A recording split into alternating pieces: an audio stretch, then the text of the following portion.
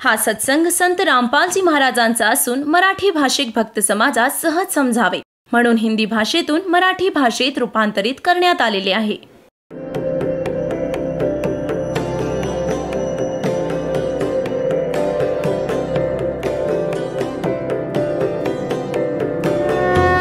और ज्ञान सब ज्ञान डी कबीर ज्ञान सो ज्ञान और जैसे घोड़ा तोब कायम करता चले मैदान.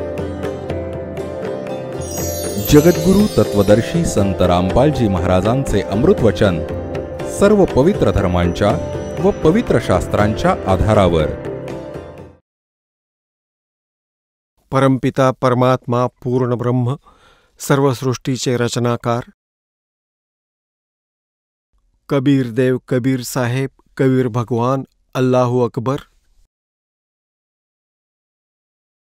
या परमपित्याच्या असीम कृपेने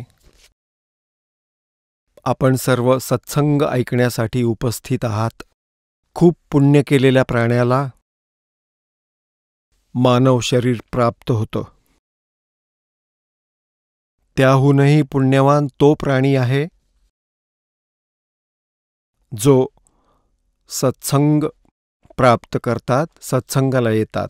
पुण्यात्म्यांनो, जोपर्यंत आपण सत्संग ऐकत नाही तोपर्यंत आपण आपल्या परंपरागत कर्मांना अंतिम मानून त्यावर आरूढ होतो. तिथपर्यंतच आपली बुद्धी सीमित असते, कारण आपण आपल्या बॅकग्राऊंडमध्ये डोकावून पाहत असतो.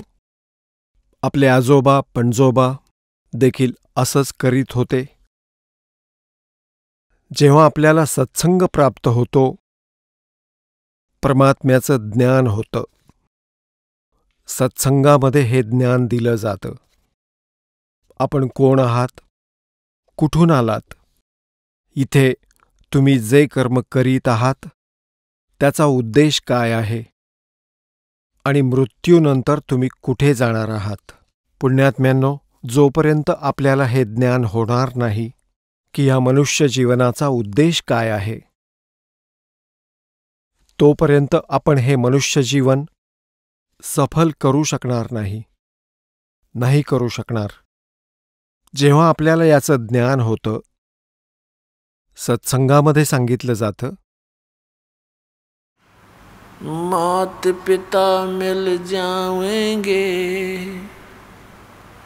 मात पिता मिल जाएंगे 184 माँ. सतगुरु सेवा और बंदगी भाई फेर मिलन की ना. जिथेही आपला जन्म होईल, माता पिता तर तिथे मिळतीलच. जर आपण पशु बनलो तिथेही माता पिता, पक्षी बनलो तिथेही माता पिता, मानव बनलो तिथेही माता पिता. हे तर आपल्याला मिळतच राहतील, परंतु सद्गुरू सेवा आणि ही भक्ती म्हणतात परत नाही मिळणार. मानुष जन्म दुर्लभ है, मिले न बारंबार. तरवर से पत्ता टूट गिरे, बहोर न लगता डर. झूठे सुख को सुख कहे, मान रहा मन मोद. ये सकल चबीना काल का, कुछ मुख में कुछ गोद. बेटा जाया खुशी हुई, खूब बजाए थाल. ये तो आना जाना लगा हुआ है जो कीड़ी का नाल. पतझड़ आवत देख कर बन रोवे मन माही. ये ऊंची टहनी पात थे, अब पीले हो जाही. पात झड़ता न्यू कहे, सुन भई तरवर राय. अब के बिछुड़े नहीं मिलेंगे, न जाने कहाँ गिरांगे जाए. तरवर कहता पात से, सुनो पात एक बात, यहाँ की यह रीति है, एक आवे एक जात। परमात्मा परमेश्वर पूर्ण ब्रह्म सत्यपुरुष कबीर साहेब हे आमचे पिता आहेत, हे आमचे जनक आहेत, हे आमच्यासाठी भटकत आहेत आणि काळ भगवानाने ज्याच्या लोकमध्ये आपण राहत आहोत याने आम्हाला भांग पाजली आहे। कबीर साहेब म्हणतायत, कबीर ये माया अटपटी और सब गट आण अड़ी, और किस किस न समझाऊं या कुआ भांग पड़ी। आता ह्या सांसारिक सुखांच्या शोधात, त्यांच्याच प्राप्तीसाठी उन्हातान्हात ह्या अनमोल जीवनाचा नाश करून घेतो हा भोळा प्राणी, आणि जेव्हा हा संसार सोडून जातो, जेव्हा याचा अंत समय येतो, याच्यावर अनेक आपत्ती ओढवतात। पूर्ण जीवनात याने जो संग्रह केला तो इथेच राहतो हे त्याला दिसेल। या उपर त्या परिवाराला सोडून जायला लागतं ज्याला आपण आपलं म्हणतो, ज्याच्याशिवाय आपण एक क्षणही राहू शकत नव्हतो, आणि जायला लागतंच। तर परमात्मा म्हणतात, इथं जे काम तुम्ही करायला हवं होतं ते आपण सुरू पण केलं नाही।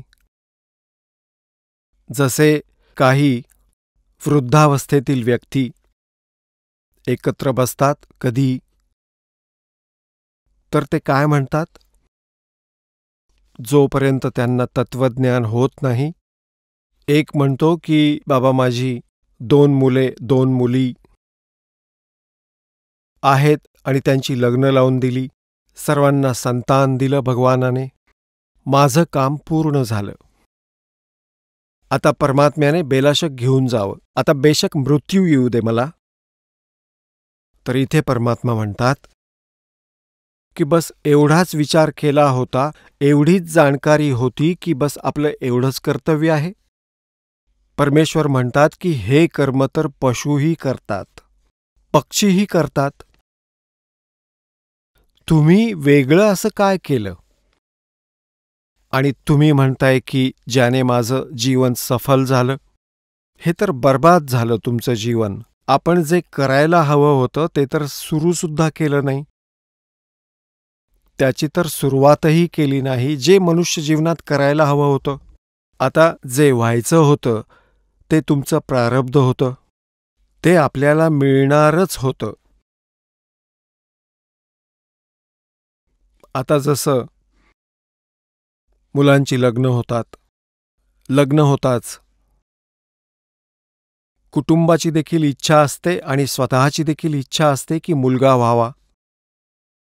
तसं तर परमात्म्याचा जो नियम आहे, त्याचं जे ज्ञान आहे, हे सांसारिक विचारांपासून भिन्न असतं, आणि भक्त आणि जग यांचा आपापसातला विरोध यासाठी असतो की जे भक्तीचे नियम असतात ते संसाराच्या नियमांच्या विपरीत असतात। परमात्मा तर म्हणतात की मुलगा आणि मुलगी यामध्ये फरक केवळ मूर्खच करतात, ज्यांना कसलंच ज्ञान नाही। तरीही आम्ही ज्या पद्धतीने अभ्यास केला होता, ज्ञान ऐकवतायत परमात्मा की मुलाच्या इच्छेत आणि आशा ठेवतो की मुलगा व्हावा, पण मुलगी होते। दुसऱ्या वेळी पुन्हा इच्छा करतात की भगवंता आता तरी मुलगा होऊ दे, तेव्हाही मुलगीच होते, मग तिसरीही मुलगीच होते, चौथी पण होते आणि 5वी पण, आणि मुलगा होतच नाही। जसं आपण ऐकायचो की भाई त्याची 4 एकर जमीन होती, त्याने आता 16 एकर जमीन बनवली आपल्या कष्टाने, खूप मेहनत केली तेव्हा झालं। दुसरे काय मेहनत करत नव्हते, ते देखील अशीच मेहनत करत होते, पण त्यांना काही मिळालं नाही। तर जे तुम्हाला मिळतंय ते तुमच्या पूर्वजन्माचे संस्कार प्रारब्ध तुमच्या भाग्यात लिहिलेले, ना तुम्ही इच्छिलेलं ना तुम्ही केलेलं। जशी त्यांना मुलाची इच्छा होती, ना त्यांनी इच्छिलेलं घडलं ना केलेलं, तेच घडलं जे प्रारब्धात होतं। तर परमात्मा आपल्याला आठवण करून देतात की आपण जे करायला हवं होतं ह्या मनुष्य जीवनात ते तर सुरूही केलं नाही आणि वाया घालवलं अनमोल जीवन.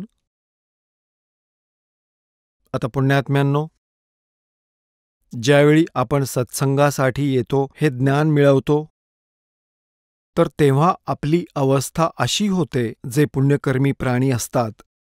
कशी होते? एक शेतकरी होता आणि तो बाजरीची राखण करत होता. बाजरी लावतात तर त्यासाठी एक मंच बनवतात उंच.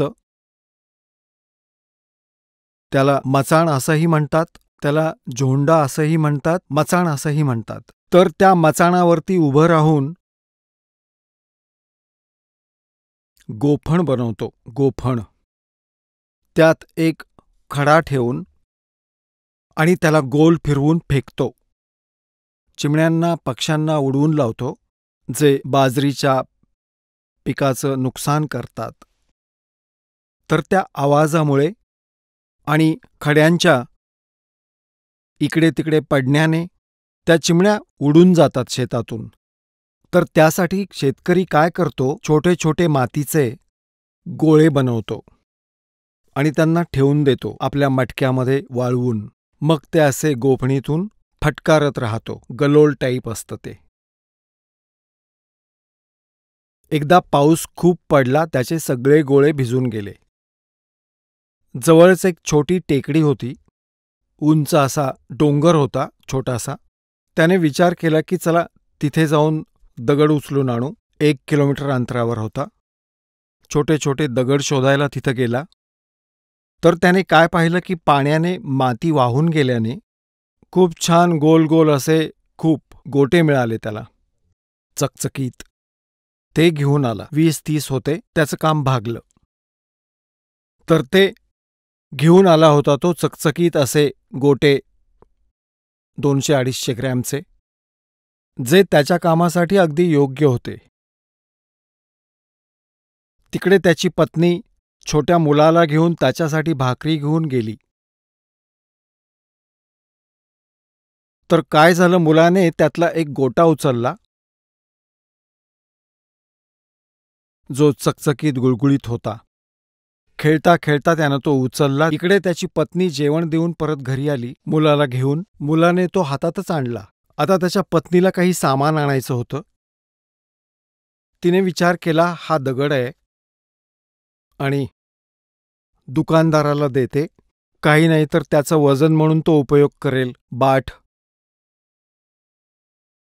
तो दगड घेऊन ती शेठकडे गेली गावातल्या. त्याला म्हणू लागली, हा दगड काही तुमच्या उपयोगी पडला तर पहा, त्याच्या बदल्यात मला काही सामान द्या. मीठ मिरची काही देऊ शकत असाल तर तुमच्या हा उपयोगी येईल. वजन बनवा. त्याच्या शेजारी बसला होता त्याचा एक नातेवाईक. तो जव्हेरी होता. त्याच्या लगेच लक्षात आलं की हा साधा दगड नाही, हा तर लाल आहे. तर शेठ म्हणाला, भाई हा तर लाल आहे. तर त्या शेतकऱ्याच्या पत्नीला दुकानदार म्हणाला, भगिनी तुला काय सामान हवं आहे, द्या, तुमची मर्जी असेल ते द्या. म्हणाला ठीक आहे. 20 मण बाजरी म्हणजे बाजरीची पोती दिली 5-7, साखरेची, गुळाची, काही सामान. तिचं घर भरून टाकलं. तिच्या मनात आलं, या दुकानदाराला वेडबीड लागले काय, लालाजी बहुतेक वेडा झाला, जाऊ दे माझं काय जातंय. त्याने भरून टाकलं. तर संध्याकाळी तो शेतकरी आला घरी. त्याने घरात पाहिलं, हे एवढं आणलंस कुठून तू. असा एक गोटा होता, मुलाने आणला होता आणि मी गेले होते अशा अशा दुकानदाराला, शेठला देईन, आपलं वजन म्हणून वापरेल, बट्टा. मी त्याला म्हटलं की याच्या बदल्यात काहीतरी थोडंफार सामान दे. मला वाटलं मीठ मिरची असं काहीतरी देईल. तो तर म्हणाला, हे घेऊन जा ताई, हा तर फार मूल्यवान आहे, दगड नाही हा. आणि त्याने हे घर भरून टाकलं, एवढं सामान दिलं. आता त्याने काय केलं की ते दगड जे लाल होते त्याला ओळखता आले नव्हते. त्यांना तो अशा गलोलीत भरायचा गोफणीत आणि असे फटकावून द्यायचा. जवळच नदी होती, दर्या होता. आता ते सगळेच्या सगळे दगड नदीत पडले. त्याचा तर उद्देश होता की दगड कुठेही पडू देत, पण चिमण्या उडून जायला हव्यात. तो म्हणू लागला की अरे रे, अनर्थ झाला. हे तर माझ्याकडे 30-40 होते आणि एकाची एवढी किंमत. मी तर ते सगळे घालवले, बर्बाद करून टाकले ते किमती ज्ञान नसल्याने. तर पुण्यात्म्यांनो, ह्या मनुष्य जीवनात जे श्वास आहेत आपले, हे इतके किमती आहेत. ज्यांना ज्ञान नसल्यामुळे विना सत्संगाने आपण असेच त्या भोळ्या शेतकऱ्यासारखे वाया घालवत आहोत. आणि ज्यावेळी आपल्या आत्म्यामध्ये हे तत्वज्ञान सामावेल, आपलं वाया गेलेलं आयुष्य खूप आठवत राहील. पश्चात्ताप होईल, रडत बसाल एका कोपऱ्यात जाऊन की मी काय केलं हे आयुष्यभर, भार वाहिला. हे पुण्यात्म्यांनो, मनुष्य जीवन 2 प्रकारांनी प्राप्त होतं. एक तर विधान बनवलं आहे कबीर भगवानांनी ह्या काळासाठी, कारण विधान बनवूनही काळाने ते केलं नाही तर तो आपली खूप दुर्दशा करेल. आणि बऱ्याच भक्तांच्या मनात शंका असते की सृष्टीरचनेच्या वेळी सांगितलं गेलं आहे की ह्या काळाने एक चूक केली होती ह्या ब्रह्मने, ज्याच्या सृष्टीत आपण राहतो, आणि याने दुर्गेशी दुर्व्यवहार करण्याचा प्रयत्न केला होता आणि दुर्गेने याच्या पोटात आश्रय घेतला होता. तेव्हा परमात्म्याने याच्या पोटातून देवीला बाहेर काढून याला शाप दिला होता की तू, शाप म्हणा किंवा नियम, की अशी चूक करणाऱ्याला आपोआप एक रोग लागतो ॲटोमॅटिकली. जसं कोणी एखादी वस्तू खातात त्याचा परिणाम शरीरावर नक्कीच होतो, फोड येतात किंवा दुसरं काही नुकसान होतं. तशीच याने जी चूक केली त्या चुकीमुळे याला एक रोग झाला की त्या परमात्म्याने विधान बनवून ठेवलं होतं की अशी चूक करेल त्याला अशी शिक्षा मिळेल. 1,00,000 मानव शरीरधारी मनुष्य प्राण्यांचा नित्य आहार करण्याचा आणि 1,25,000ची उत्पत्ती करण्याचा. आता परमात्म्याने त्याला अशी शिक्षा दिली. काही भक्तांना असं वाटतं की परमात्म्यांनी शिक्षा द्यायला नको होती याला, ही मनुष्य जीवनाचा आहार करण्याची. तर पुण्यात्म्यांनो, ते जाणकार आहेत परमात्म्याच्या विधानात, परमात्म्याच्या क्रियेत. जर आपण काही त्रुटी काढतो तर आपण अनोळखी आहोत. परमात्मा जे करतो ते चुकीचं असू शकत नाही. जर याला ही 1,00,000 मनुष्य जीवांना खाण्याची शिक्षा दिली नसती तर याने आपल्याला एकही मनुष्य जन्म दिला नसता. आपण पाहतात 83 लाख प्रकार की अन्य प्राणियों में ठोक रखी ये जीव सारे, और ये भी ना देता यो. कारण की मनुष्य जीवन आपल्याला अवश्य मिळेल. मालिकने असा नियम करून ठेवला आहे. आणि मनुष्य जन्म मिळाला तर परमात्मा आपल्याला निजघराची खूणही सांगू शकतात, ज्ञान देऊ शकतात, भक्ती करून घेऊन आपल्याला परतही घेऊन जाऊ शकतात. परमात्म्याने नियम बनवून ठेवला आहे यासाठी, याची अपरिहार्यता होऊन बसलीये. एक मनुष्य जीवन आम्हाला देण्याची मजबुरी बनली आहे, म्हणून हा आम्हाला एक मनुष्य जन्म अवश्य देतो. मग तो कितीही निकम्मा पापी व्यक्ती असो, मनुष्य जन्म त्याला एक अवश्य मिळेल. केव्हा? आता जसं हा दास तुम्हाला सांगणार आहे, 2 प्रकारांनी मानव शरीर प्राप्त होतं. एक तर आळीपाळीने एक नियम बनवून ठेवला, त्याची अपरिहार्यता झाली की आळीपाळीने म्हणजे 84 लाख योनींमधून सगळे कष्ट भोगून झाल्यावर मग पापकर्मांचा दंड भोगून ह्या प्राण्याला एक मानव शरीर अवश्य मिळतं. तो किती वर्षांनी मिळेल, लाख वर्षांनी मिळेल, 1000 वर्षांनी मिळेल, ते त्याच्या संस्कारांवर, पापपुण्यावर अवलंबून आहे. आणि दुसऱ्या प्रकारे मनुष्यजन्म मिळतो पूर्वजन्मीच्या पुण्यसंस्कारांनी. जसं पूर्वीही मनुष्य होते आणि पुढेही मनुष्य राहतील, ते पूर्वपुण्याईमुळे लागोपाठ अनेक जन्मही त्यांना मनुष्याचे मिळतात. जशी एक कथा आहे, धृतराष्ट्रजी आंधळे होते. ते भगवान श्रीकृष्णाला म्हणाले की हे भगवान, मला मागच्या 100 जन्मांची तरी आठवण आहे की मी असं काही पाप केलं नाही ज्यामुळे माझे डोळे जावेत, मी आंधळं व्हावं. त्यावर श्रीकृष्ण म्हणाले की फक्त 100 जन्मांचंच आठवून भागणार नाही, त्याच्या आधीचं बघ. तुला दिसत नसेल तर मी दाखवतो. आपल्या शक्तीने त्यांना दिव्यदृष्टी दिली आणि त्याच्या आधीचा जन्म 101वा जन्म तो काय करत आहे की बसल्या बसल्या एक मुंगी असते.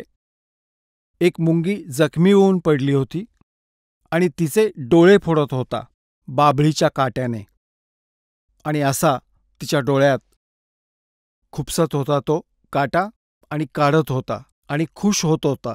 मग पुन्हा खुपसत होता, पुन्हा खुश होत होता. मग दुसऱ्या डोळ्यातही असंच, आणि मग ती धडपडत उठत होती. ते पाहून खुश होत होता. म्हणू लागले, हे बघ तुझं फुटकं कर्म. तर पुण्यात्म्यांनो, अशा प्रकारे आपली बरीच कर्म नासवली आहेत.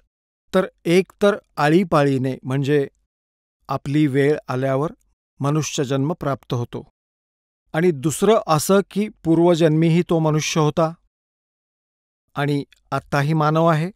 तर हा असा ज्याचा जन्म आहे, पूर्वीही मनुष्य होता आणि असू शकतं त्याच्या आधीही मनुष्य होता. 10-20 लागोपाठ मनुष्यजन्म मिळू शकतात पुण्याईने. पण जोपर्यंत परमसंत भेटत नाहीत, मागची बॅटरी डाऊन होईलच आपोआप. ती एका जन्मातही होऊ शकते, 2, 3 किंवा 4 जन्मही लागू शकतात, आणि मग एकदम सगळे बंध तोडू शकतो. हा काळ त्याला 84 लक्ष योनीच्या फेऱ्यात ढकलून देऊ शकतो, जर मनुष्यजन्माअंतर्गत त्याला कोणी सत मार्गदर्शक मिळाला नाही तर. तर पुण्यात्म्यांनो, ज्यांना आधीच्या मनुष्यजन्मानंतर परत मनुष्यजन्म प्राप्त झाला आहे, तर त्या प्राण्याला परमात्म्याची ओढ लहानपणापासूनच लागते. ती वेगळी गोष्ट आहे की तो कुठल्या प्रकारची साधना करतो, जसा आणि ज्या धर्मात तो जन्म घेतो. तर तो आत्मा परमात्म्याच्या साधनेशिवाय राहूच शकत नाही. ते पूर्व पुण्याई असलेले प्राणी. तर तो तर नक्कीच कुठल्या ना कुठल्या प्रकारे भक्ती करतो, थांबू शकत नाही. ही वेगळी गोष्ट आहे की त्याला कुठली साधना प्राप्त आहे आणि ती लाभदायक आहे की हानिकारक, ते तर मग संत सांगू शकतात. तरीही तो पुण्यकर्मी प्राणी जसे या संतांकडे गेलेले आहेत, हा राधास्वामी पंथ, हा जय गुरुदेव पंथ, सच्चा सौदा सेरसा पंथ, आणि जन्मालवाली दनौदवाला हा ताराचंद पंथ, आणि हे सगळे जे आहेत व्यासवाला, आणि हे सुधांशुजी, हे सतपालवाले, हे बालयोगेश्वर, हे सगळे हे कित्येक जीवांना आपल्या मागे लावतात. हे तेच पुण्यवान प्राणी आहेत ज्यांना आधीच्या मनुष्यजन्मानंतर पुन्हा मनुष्यजन्म मिळालाय, आणि हे पुण्यात्मा परमात्म्याशिवाय राहू शकत नाहीत. भले त्यांना मंगळवारी उपवास करायला लागो किंवा बुंदी वाटायला लागो, ये नहीं कुछ कर लेंगे इतनी संतुष्टि नहीं होती. तर ज्ञानाशिवाय आणि कुठल्या संताशिवाय ही साधनाही व्यर्थ आहे. गीतेच्या 16व्या अध्यायात श्लोक नंबर 23 आणि 24 मध्ये म्हटले, अर्जुन, शास्त्रविधींचा त्याग करून जे मनमानी आचरण करतात, जे मनमानी पूजा करतात, त्यांना कुठलंही सुख मिळत नाही. ना त्यांना कुठली सिद्धी मिळते, नाही त्यांना कुठला मोक्ष मिळतो, ना गती मिळते. तर युजलेस म्हणून म्हणतात की अर्जुन, यासाठी कर्तव्य आणि अकर्तव्याच्या व्यवस्थेबाबत, म्हणजे भक्तीमध्ये काय करावं आणि काय करू नये, शास्त्रच प्रमाण आहे. त्यांच्याच आधारे तू कर्म कर. कोणाच्या दंतकथा ऐकून भक्तिमार्गावर चालू नकोस. म्हणजे जे संत सद्ग्रंथांच्या आधारे ज्ञान देतील त्यांचंच ज्ञान खरं समज. तर पुण्यात्म्यांनो, जेवढे आपले धर्मगुरू होते आणि आहेत, सगळे हेच सांगतात की आम्ही वेद, गीता, पुराण यांच्याच आधाराने आपल्याला ज्ञान देत आहोत. सगळे संतुष्ट होतात. यांच्यापुढे कुठला ग्रंथ नाही, यांच्यापुढे कुठलं शास्त्र नाही, यातूनच हे आपल्याला सांगतात. तर हे फायनल आहे, बिलकुल खरं आहे. पण ते खोटे होते. ते अज्ञानी होते, तत्वज्ञानहीन प्राणी होते, ज्यांना आपल्या सद्ग्रंथांचंही ज्ञान नव्हतं. आणि आम्हाला लोकवेद, दंतकथा ऐकून जीवननाश केला. आता पुण्यात्म्यांनो, जो प्राणी आळीपाळीने येतो, मनुष्यजन्म प्राप्त करतो, तो भक्तिमार्गाकडे वळत नाही.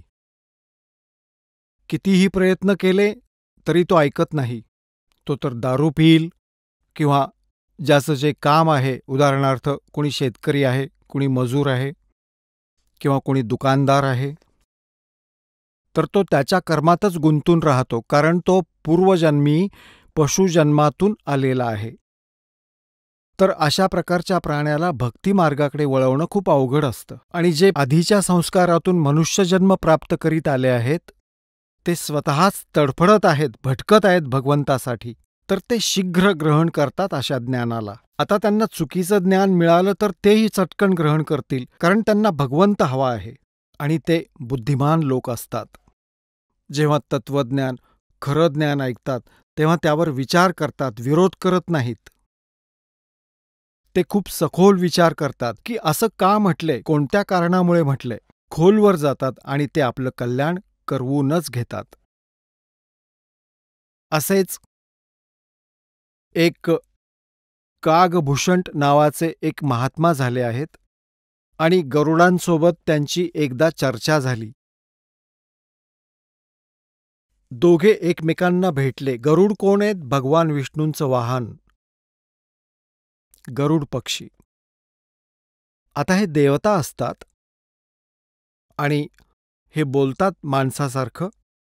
यांचे चांगले विचार असतात, भले ते पशुयोनीत, पक्षीयोनीत आहेत. आणि कागभूषण यांचं तोंडही वरून कावळ्यासारखं आहे, बाकी शरीर देवतांसारखं आहे. अशी त्यांची व्यवस्था आहे.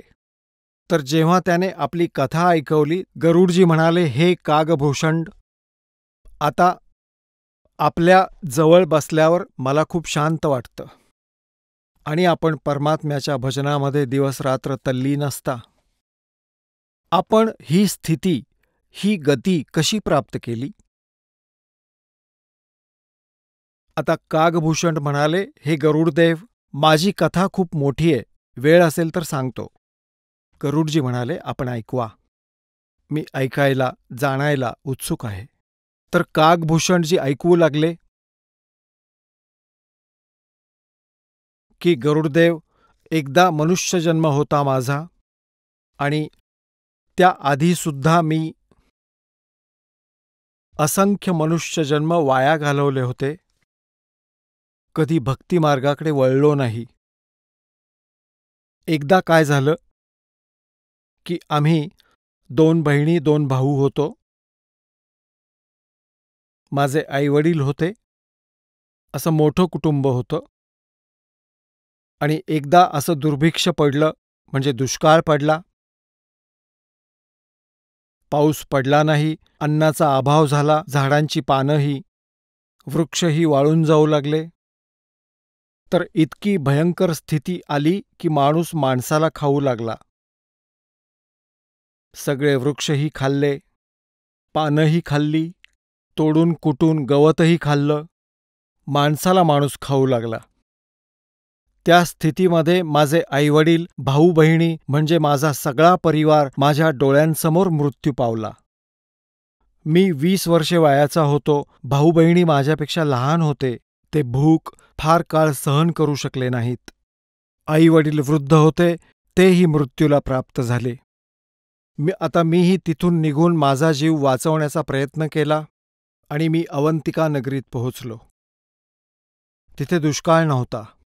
तिथे माझा जीव वाचला, भोजन मिळालं. परंतु माझे आईवडील, माझे भाऊ बहीण भुकेने व्याकुळ होऊन रडत भेकत माझ्या डोळ्यांसमोर मृत्यू पावले होते. त्या स्थितीमध्ये मी खूप दुःखी होतो. मी विचार करत असे, हे परमात्मा, हे कसलं जीवन आहे? कालपर्यंत तर पहा, मी केवढ्या थाटात आईवडील, बहीण भाऊ यांच्याबरोबर प्रेमाने राहत होतो. आज माझा सगळा नाश झाला. हे काय झालं? कारण की मनुष्य जेव्हा खूप दुःखी होतो, त्याला परमात्म्याचा आश्रय दिसू लागतो. एका मंदिरात एक शिवाचा भक्त ब्राह्मण कथा सांगत होता. तर मी तिथे जाऊन बसलो की इथे काही रोटी खायला वगैरे मिळेल. ब्राह्मण कथा सांगत होता. सगळे उठून निघून गेले. मी बसूनच राहिलो. ब्राह्मणाने विचारलं, तू का बसून आहेस बाळा? माझ्या डोळ्यातून अश्रू वाहू लागले. ब्राह्मण मोठा दयाळू होता. तो म्हणाला, का रडतोयस बाळा? सांग, मला तुझं दुःख सांग. मी त्याला सगळी कहाणी सांगितली. तो म्हणाला, बाळा, तू मला मुलासारखा आहेस. माझ्याजवळ रहा, या मंदिरात सेवा कर, रोटी खा, चिंता करू नकोस बाळा. इथे न जाणे कशा कशा आपत्ती येतात, मनुष्यांवर येतात. तुझे जे संस्कार होते त्यांची एवढीच वेळ होती. खूप संतुष्ट मला केलं.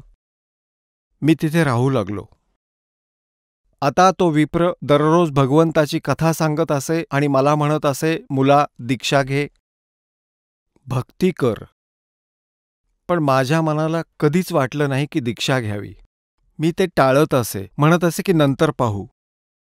आता कागभूषणजी सांगतायत गरुडजींना की असेच 6 महिने निघून गेले. रोज कथा ऐकत असे, बसून राहत असे, पण मनात कधी येतच नसे की अनुग्रह घ्यावा, दीक्षा घ्यावी.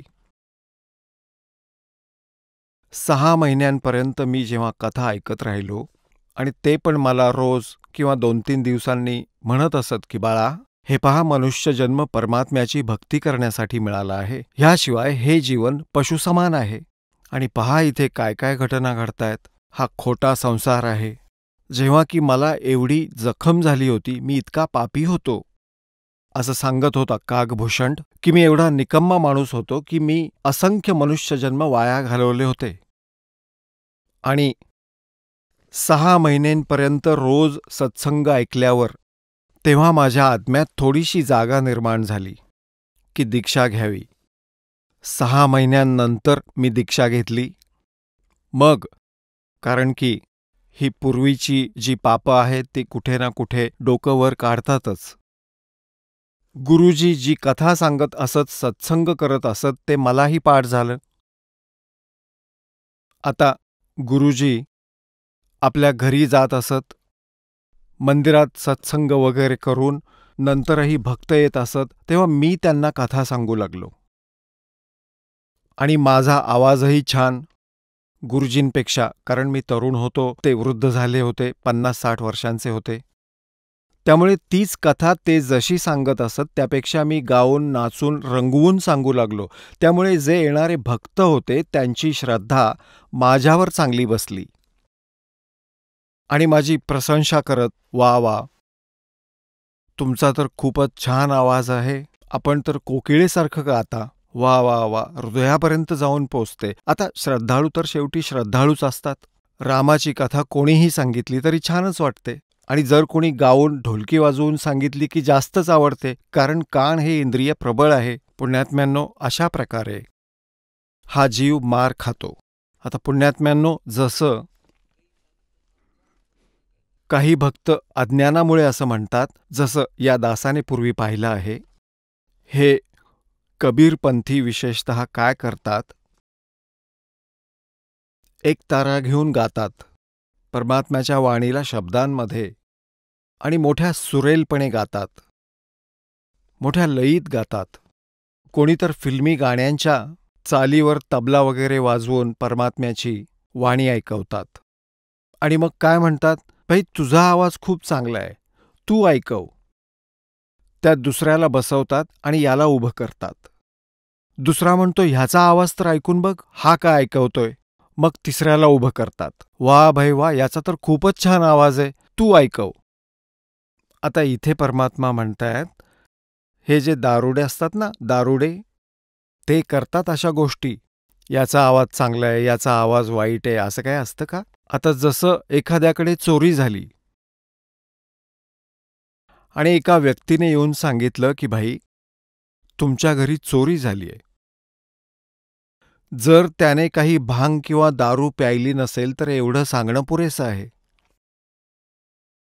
पण जर का त्याने केले असेल नशा आणि त्याला कोणी सांगितलं की तुमच्या घरी चोरी झालीये, तर तो काय म्हणेल, चोरी झाली भाऊ तुमच्या घरी. मग यावर तो काय म्हणेल, असं नको, गाऊन सांग. तर ते काय चांगलं वाटेल, तुमच्याकडे चोरी झाली. तर ही गोष्ट सांगतानाही चांगली वाटत नाही. आणि मग तो म्हणणार की वा वा वा वा, याने छान सांगितलं. आणि दुसरा कोणी असाच, कारण दारुडाच असं गाऊ शकतो आणि दारुडाच असं बोलू शकतो. तर दुसरा दारुडा मग आणखीन चांगल्या लयीत गाऊन दाखवतो. तुमच्याकडे चोरी झाली, वा वा वा, सुंदर सुंदर, काय छान गायला हा. अरे मूर्खा, तुला एवढं काय त्याचं? कोणी कुठल्याही भाषेत सांगेल की तुझ्या घरी चोरी झालीये. हे ऐकल्यावर कोणीतरी ताबडतोब उठेल आणि जाऊन पाहेल की किती नुकसान झालंय.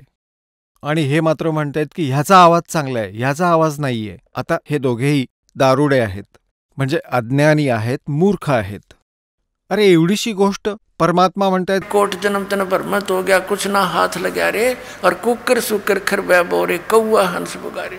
कोट जन्म तू राजा की ना, मिटी न मन की आशा, और भिक्षकों के दर दर घुम्या, ये मिला ना निर्गुण सा. जसं एका भगिनीचा एकुलता एक मुलगा मेला आणि ती अशी रडत रडत पद्यभागासारखी बोलत होती, अरे बाळा, आता माझं कसं होणार. तर ती गात नव्हती, ती रडत होती.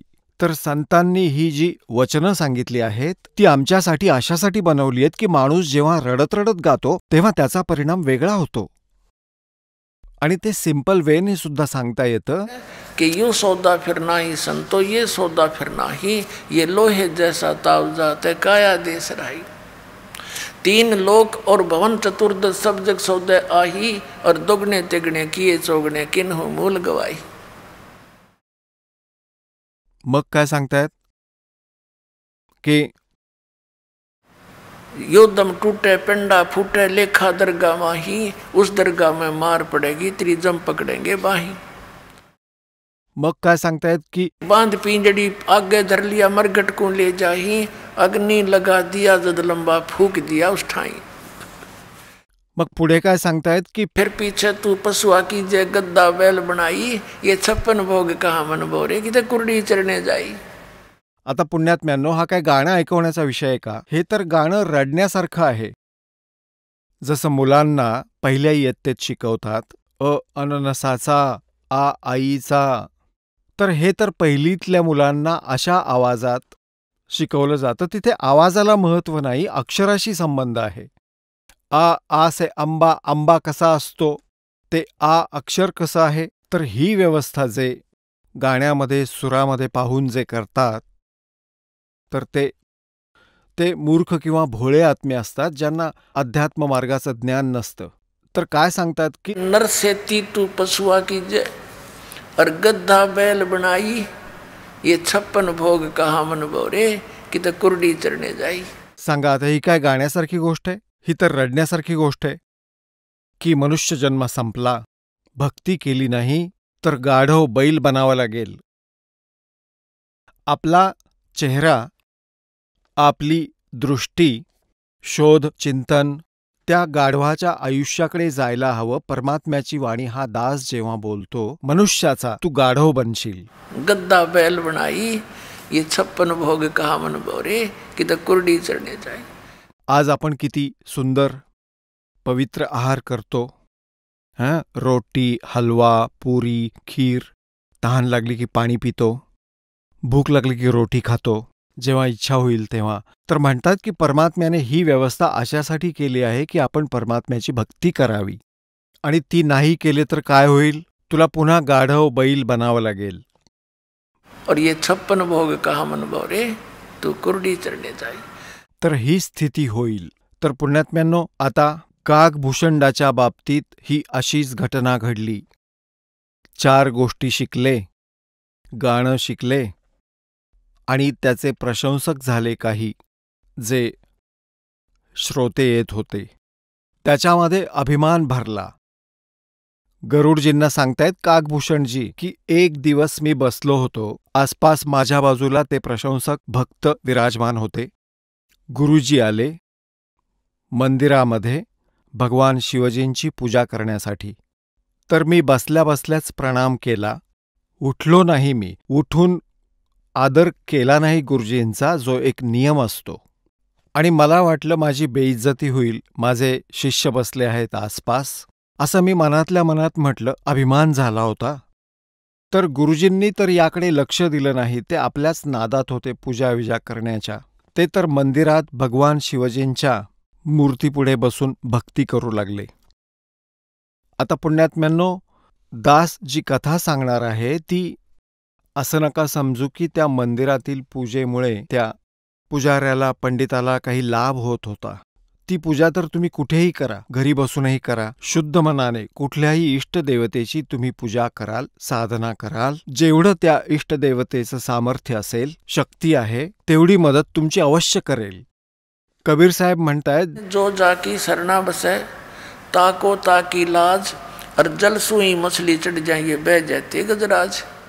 आता जसं पाणी वरून पडत असतं असं धबधब्यासारखं, तर त्याच्यासमोर तगड्याहून तगडा हत्तीसुद्धा, शक्तिशाली हत्ती जरी उभा राहिला तर त्यालाही ते पाणी वाहून घेऊन जातं, फेकून देतं. आणि माशाला मात्र पाण्यात कुठेही फिरण्याची परवानगी आहे, कारण त्याचं पाण्याशी विशेष नातं आहे. त्याने त्याच्यासाठी आपले सर्व नियम तोडले आहेत. तो उलट्या दिशेने सुद्धा वर चढू शकतो आणि वरती जाऊ शकतो, प्रवाहाच्या विरुद्ध जाऊ शकतो.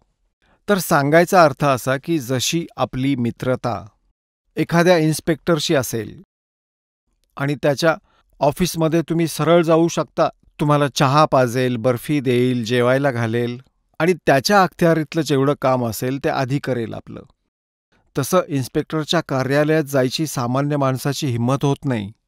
पण त्याच्यासाठी ते मामूली काम असेल. तसंच जर एखाद्या DC बरोबर मैत्री असेल तर तो त्याच्या स्तरावरची मदत, सहयोग आपल्या मित्राला तो डेप्युटी कमिशनरही देतो. आणि अशाच प्रकारे कोणा मंत्र्याशी तुमची ओळख असेल तर तो त्याच्या स्तरावरचा लाभ तुम्हाला देईलच देईल. आणि ज्याची मुख्यमंत्र्यांशी ओळख असेल आणि असंच पुढे जर पंतप्रधानांशी ओळख असेल तर त्यांच्या पुढे हे सगळं फेल होईल. आता म्हणतात, जो जाकी सरना बसे ताको ताकी लाज, और जल सुही मछली चढ़ जाइए बह जाते गजराज. तर भगवान शिवजींची साधना करत होता, सच्च्या मनाने करत होता. भगवान शिव ही काही साधी आसामी नाही, एक विभागीय मंत्री आहेत ह्या 3 लोकांमधील काळाच्या या ब्रह्मांडामध्ये. आता जेव्हा ते हे पुण्यात्म्यांनो, ह्या संकल्पना बरोबरच अशासाठी स्पष्ट कराव्या लागतात कारण तुमच्या मनात ते जुनं पुराण ज्ञान साचून राहिलेलं आहे, गळ्यापर्यंत भरून ठेवलेलं आहे. आता ते सगळं काढायला हवं. रेघा मार मारून, कोपरान कोपरा घासून, कुठे पेंट ठीक नसेल, एखादा पेंटर जो असतो तो घासून पुसून नीट सावधपणे लावतो सगळीकडे. कुठे गंज राहिला तर तो टिकू देणार नाही, त्याला लावला तर खराब होऊन जाईल. जेव्हा तो पुजारी, पंडितजी, ब्राह्मण भगवान शिवजींच्या पूजेत तल्लीन झाला, आकाशवाणी झाली भगवान शिवजींची त्या मंदिरामध्ये की अरे धूर्त, कागभूषण, तुला 1,00,000 वर्षांपर्यंत नरकात टाकेन. आता त्या गुरुदेवांनी ही आकाशवाणी ऐकली. त्या मुलाला बोलावलं, बाळा, काय चूक केलीस तू? भगवान एवढे का रागावलेत तुझ्यावर? अरे माफी माग, क्षमायाचना कर. आता पुण्यात्म्यांनो, कबीर साहेब म्हणतायत, बहुत प्यारा बालक माँ का और उससे बढ़कर सद्गुरुओं का. आई वडिलांना मूल किती प्रिय असतं आणि म्हणतात त्यापेक्षाही 100 पटीने, कित्येक पटीने जो आहे गुरूंना शिष्य प्रिय असतो, कारण ते वचनाचे पुत्रपुत्री असतात त्याचे आणि आईवडिलांचे पोटचे असतात. तर तो त्यांना आपलं मानतो ज्या दिवसापासून त्यांनी आश्रय घेतला, अनुग्रह घेतला. आणि त्या दिवसापासून ते आपल्या शिष्याच्या कल्याणाचा हर प्रकारे विचार करतात. तर त्या गुरुदेवांनी सांगितलं, हे परमात्मा, हे भगवान, बालक भोळा होता, काही चूक झाली असेल तर माफ करा.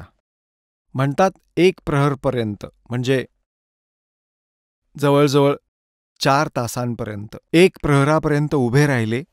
4 तासांचा 1 प्रहर असतो. तर 1 प्रहर उभे राहिले, प्रार्थना करीत राहिले. मग आकाशवाणी पुन्हा झाली के जम के लोग चलो रे भाई, हमरा वचन न खाली जाई. आकाशवाणीत सांगितलं की जर तू आपल्या गुरुजींचा आदर ठेवू शकत नाहीस आणि माझी भक्ती करतो आहेस तर माझा काय आदर ठेवणार तू? माझ्याशी तू असाच वागशील. जेव्हा पुण्यात्म्यांनो, एक नियम आहे मालिकचा. परमात्मा कबीर साहेब म्हणतात, गुरु मानुष कर जानते ते नर कहिए अंध और महादुखी संसार में आज्ञा काल के फंदे. कबीर साहेब म्हणतायत, मम संत मुझे जान मेरा ही स्वरूपम. आता जसा हा दास आहे आणि परमात्मा कबीरजींनी पाठवलेला त्यांचा प्रतिनिधी समजा, त्यांचा दास आहे. आपल्याला या दासाला ॲज अ कबीर परमेश्वर ट्रीट करावं लागेल, जेव्हा तो राजी होईल, जेव्हा तो प्रसन्न होईल. कारण ते भगवान अशी दृष्टी ठेवतात की आज जसा व्यवहार हा मी पाठवलेल्या संताबरोबर करतो आहे आणि मी त्याच्या जागी असतो तर माझ्याशीही तो असाच वागला असता. तर का सांगतायत? गुरु गोविंद कर जानियो रहियो शब्द समाए मिले तो दंडवत बंदगी नहीं पल पल ध्यान लगावे. गुरुला परमात्मा जाणून आपलं जीवन सफल करा आणि मिले जो दंडवत बंदगी नाही तो चिंतन खूप करे. तर काय सांगतायत की जसं एखाद्या गणितातला प्रश्न असतो, जसा एक गणितातील प्रश्न असतो, त्यात की एक मूळधन माहिती करून घ्यायचं असतं आणि ते मूळधन करोडोंच्या राशीमध्ये असतं. त्या ऋणच्या त्या सवालात, प्रश्नात मूळधन काढायचं असतं. तर समजायचं असतं त्यात की समजा मूळधन 100 रुपयांचं आहे आणि मूळधन 100 रुपये मानल्याशिवाय ओरिजिनल मूळ राशी काढता येत नाही. म्हणजे तो प्रॉब्लेम सॉल्व्ह होत नाही, तो प्रश्न सोडवता येत नाही. त्यासाठी मानावं लागतं की समजा मूळधन 100 रुपये. ते 100 रुपये मूळधन खरं तर नसतं, पण त्याच्याशिवाय मूळधन काढताच येत नाही, कधीच नाही. तर म्हणून हा दास गॉड नाहीये, पण आपल्याला तसं मानून रिहर्सल करावी लागेल की माना गुरुजींना गॉड. हे समजून घ्या पुण्यात्म्यांनो. कारण की जेव्हा तुम्ही इथून जाल तर आपल्याला त्रिकुटीवरून, जिथे एक इंटरनॅशनल एअरपोर्ट आहे इथून जाण्याचा, आणि तिथे जाण्यासाठी ज्यानं तिकीट काढलं आहे, म्हणजे ज्या इष्टदेवतेची साधना ज्यांनी केलेली आहे, त्यानुसार त्रिकुटीतूनच त्याचं पुढे पुढे त्याच रस्त्याने त्याचं विमान जाणार आहे. तर तुम्ही जेव्हा तिथे पोहोचाल, हा दास तुम्हाला उभा असलेला दिसेल. परमात्मा ह्या दासाच्या रूपात तिथे भेटतील आणि तुमची जशी श्रद्धा इथे असेल तशीच तिथे असेल. ही तर रिहर्सल आहे, एक ट्रायल आहे. तर जसं तुमचं वागणं ह्या दासाप्रती इथं असेल तसंच तिथे असेल.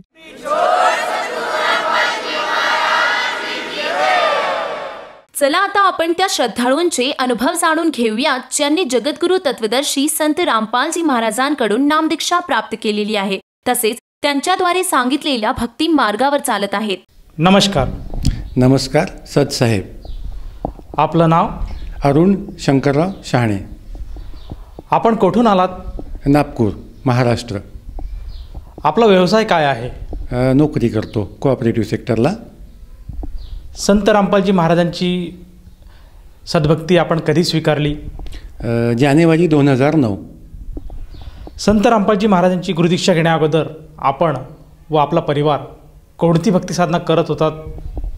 जी, आम्ही लहानपणापासून वारकरी संप्रदाय, राष्ट्रसंत तुकडोजी महाराज आणि अन्य जे काही प्रवचनकार होते, मोरारी बापू, ठाकरसिंग महाराज यांच्या प्रवचनाला, सगळ्यांचे ज्यांचे प्रवचन होत होते त्यांच्या प्रवचनाला आम्ही जायचो. आणि त्यांनी जी सांगितली ती इष्टभक्ती समजून आम्ही ती पूर्ण साधना आहे असं समजून आम्ही त्यांची पूजा करायचो. जसं वारकरी संप्रदायामध्ये हरिपाठ म्हणणे, भजनाला जाणे, उपवास करणे, वारीला तसं आम्ही फार कमी जायचो, पण ज्ञानेश्वरीचं वाचन आणि इतर जे सणवार असतात त्या दिवशी उपवास करणे, जसा रामजन्म आहे, कृष्णजन्म आहे, शिवरात्री आहे, असं सगळा उपवास आम्ही करायचो आणि ती भक्ती पूर्ण आहे असं समजून आम्ही ती साधना करायचो. सर, जसं तुम्ही सांगत आहात की तुम्ही पूर्वीपासून भक्तिमार्गात होतात आणि जे कोणी साधुसंत तुम्हाला भेटत होते त्या साधू संतांकडनं तुम्ही भक्ती मार्ग स्वीकारून तीच भक्ती खरी असं मानून तुम्ही ती भक्ती साधना करत होतात. मग असं असताना आपल्याला असं का जाणवलं की आपण संत रामपालजी महाराजांचा अनुग्रह किंवा त्यांची भक्ती किंवा त्यांची नामदीक्षा घ्यावी? सर, हे ज्या दिवशी आम्ही आश्रमात गेलो जगद्गुरू तत्वदर्शी संत रामपालजी महाराजांच्या, त्याच्या आधी आमचे शेजारी होते पुंडलिकदास. त्यांनी आम्हाला पुस्तकं दिलं आणि काही कॅसेट दिल्या. त्या आम्ही याच्यावर टी व्हीवर लावून त्यातलं जेव्हा बघितलं तेव्हा त्यांनी सांगितलं की आपण जी भक्ती करतो आहे ती यथार्थ आहे का, ती सद्भक्ती आहे का, ती ॲथेंटिक आहे का. आणि त्याची प्रमाणं जेव्हा त्यांनी उघडून दाखवले भगवद्गीतेमध्ये, उपनिषदांमध्ये, देवी भागवतमध्ये, गुरुग्रंथ साहेबाच्या, नानक साहेबांच्या ज्या गुरुग्रंथ साहेबामध्ये, ज्ञानेश्वरीमध्ये, तुकाराम महाराजांच्या अभंगामध्ये, या सगळ्यांच्या वाणीचा आम्ही आधी वाचन करायचो, पठन करायचो, मनन करायचो, पण त्याचा अर्थ नव्हता कळत आम्हाला. आम्ही ज्या दिवशी आम्हाला सद्गुरूंनी, रामपालजी महाराजांनी सद्भक्ती काय असते, भक्ती कशाकरता करावी लागते, कारण आम्ही याच्या आधी जी भक्ती करायचो ती फक्त मनोरंजन आणि नुसता वेळ काढूपणा, कारण आम्हाला वेळेपर्यंत आम्हाला कळत नव्हतं की आम्ही भक्ती करतो आहे की मनोरंजन करतो आहे.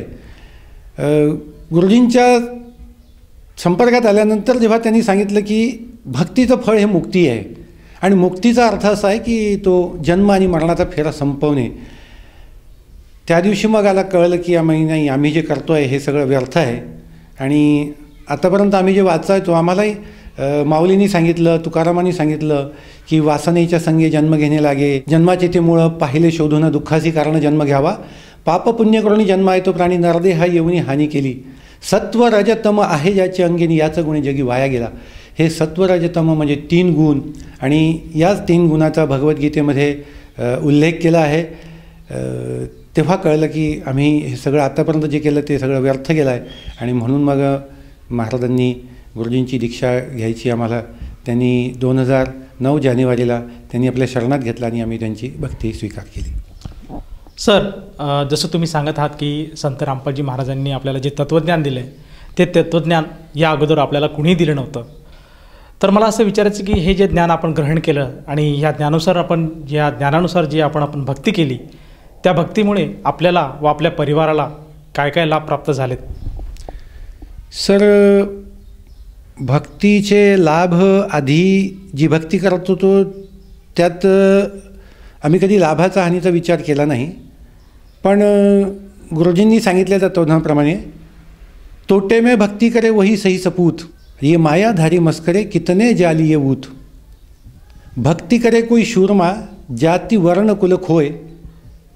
भक्तीमध्ये फायदा मिळाला पाहिजे पण त्याचा कधी विचार केला नाही आणि परमेश्वरांनी कधी कुठल्याही अडचणीत आणलं नाही. आत्तापर्यंत तरी सर्व गोष्टी साधनांनी संपन्न केलं आणि परमात्म्याची जी दया आहे ती अशीच राहो एवढीच परमात्म्याला विनंती आहे. त्याच्यामुळे फक्त एक सांगावंसं आवर्जून असं वाटतं की मी वयाच्या 10व्या वर्षापासून तंबाखू खायचो. त्या तंबाखूचं व्यसन मी 8 दिवस बंद केला, 15 दिवस बंद केला, महिनाभर बंद केला, तरी त्यानंतर पुन्हा डबल स्पीडने मी तो खायचो. आमच्या घरामध्ये तंबाखू इतका शिरला होता की वडील खायचे, आई पण खायची आणि आम्ही आला गेला जो पाहुणा असतो तर पांदानामध्ये तंबाखू आणि सुपारी आणि हे चुना सगळा पडला राहायचा. तर सुरुवातीला वडिलांनी विरोध केला, पण मग जेव्हा त्यांच्या लक्षात आलं की मी स्वतः खातो तर याला काय विरोध करू, तर मग आम्ही सगळे मिळून सगळ्यांच्या समोर एकत्रित खायचो. तो तंबाखू घरात इतका शिरला की आज कमीत कमी आम्हाला सर्वांनी दुर्धर व्याधींनी म्हणजे कॅन्सरसारख्या रोगांनी ग्रसित होऊन आम्ही त्याचा नुकसान भरू शकलो नसतो.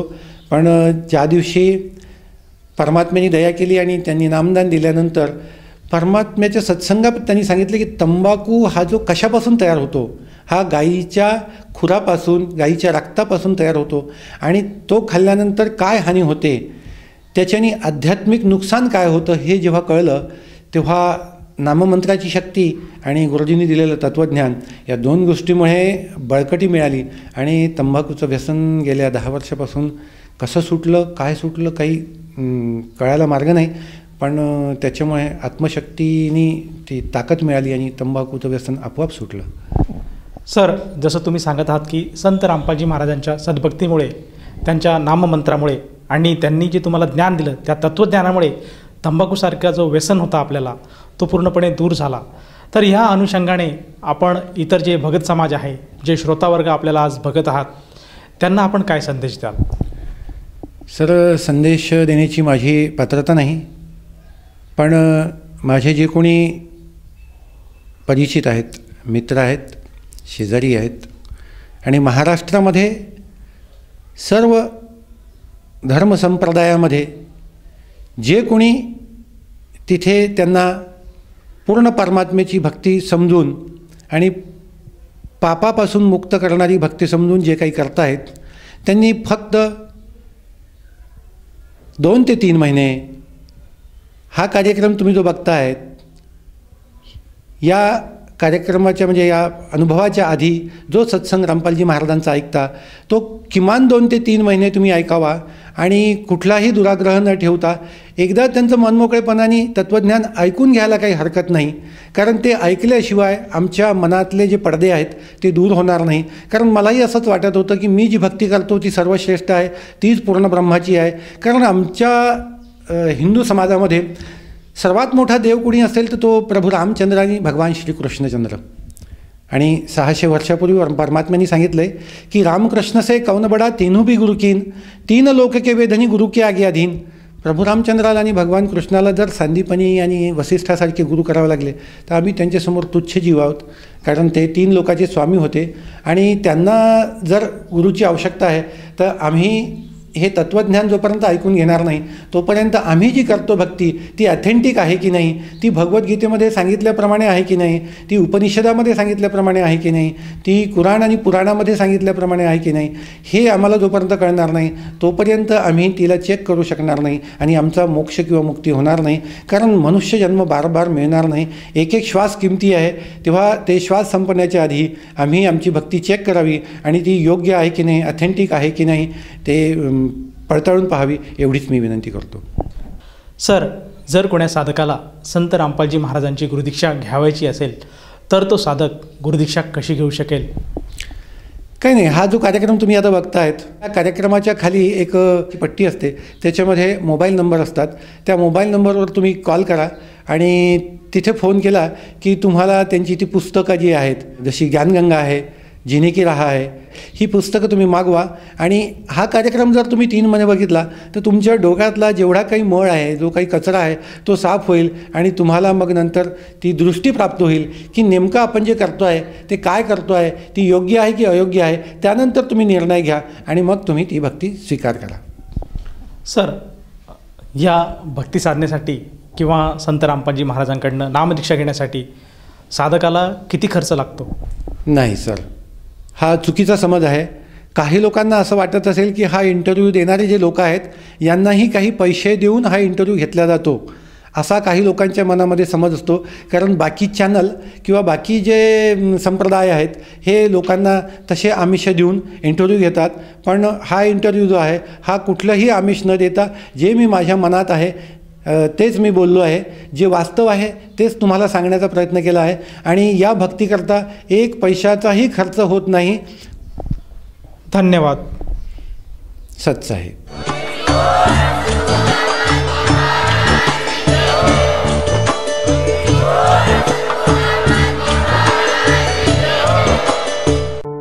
आपण ऐकत होता जगद्गुरु तत्वदर्शी संत रामपालजी महाराजांचे मंगल प्रवचन.